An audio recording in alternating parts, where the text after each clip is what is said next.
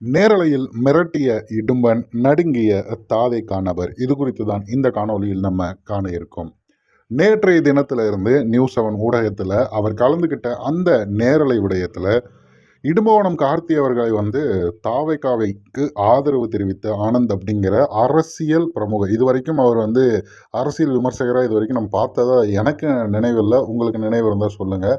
திடீர்னு ஒரு நபர் உட்காந்துட்டு முழுக்க முழுக்க திமுகவிற்கு எதிராக பேசுகிறோம் அப்படின்ற பேரில் தமிழக வெற்றி கழகத்திற்கு ஆதரவாக பேசுவதும், அது மட்டும் இல்லாமல் அந்த இடத்துல இடும்பவனம் கார்த்தி மட்டும்தான் பார்த்தீங்கன்னா நாம் தமிழர் கட்சி அப்படிங்கிறத நேரடியாக வெளிப்படுத்தி அவர் மட்டும்தான் அந்த இடத்துல உட்காந்து பேசுகிறாரு. மீது எல்லாருமே அரசியல் விமர்சகராக இருக்காங்க. அது நமக்கு புரியவே இல்லை. சரி, அந்த விஷயம் வேற இடத்துல இருக்கட்டும்.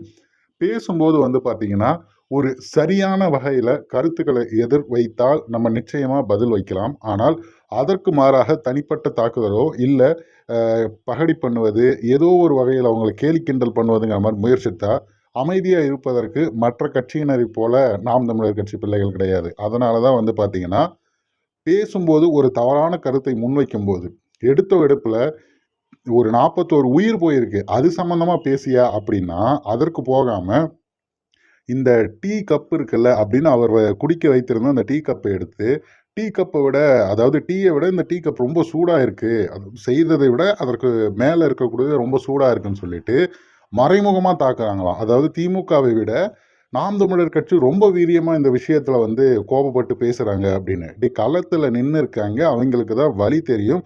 அதுலேயே பார்த்தீங்கன்னா இடும்பவனம் பதிவு செய்கிறாரு.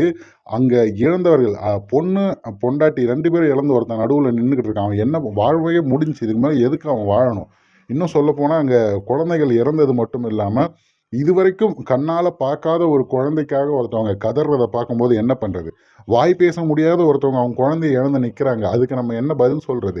இது சம்பந்தமாக பேசுங்கடானா இதை அப்படியே திசை திருப்பி திமுக தாவேக்கா அப்படின்னு மாற்றி அரசியல் ஆதாயம் தேடுற இழிவான வேலைகளை இவங்க செய்துக்கிட்டு உடனடியாக இடும்பவனம் கார்த்தியை பார்த்து சார் குறைக்காதீங்க சார் அப்படின்ட்டாராம். உடனே பார்த்தீங்கன்னா இடும்பவனம் கார்த்தியை செய்து விட்டார் அப்படின்னு இணையம் முழுக்க வைரல் பண்ணிட்டு இருக்குங்க இந்த பைத்தியக்காரனுங்க.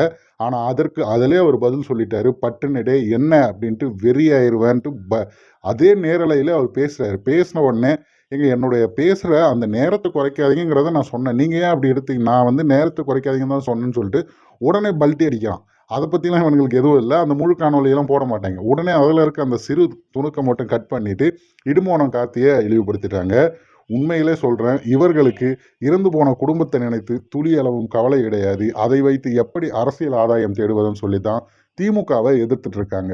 திமுகவை நாம் தமிழர் கட்சியை விட இவர்கள் விமர்சித்து விட்டார்களா என்ன?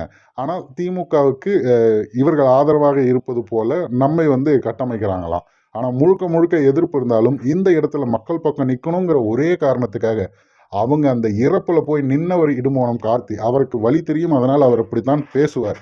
உனக்கு பதில் இருந்தால் பேசு, இல்லையா இதே மாதிரி மூடிட்டு போயிடும்.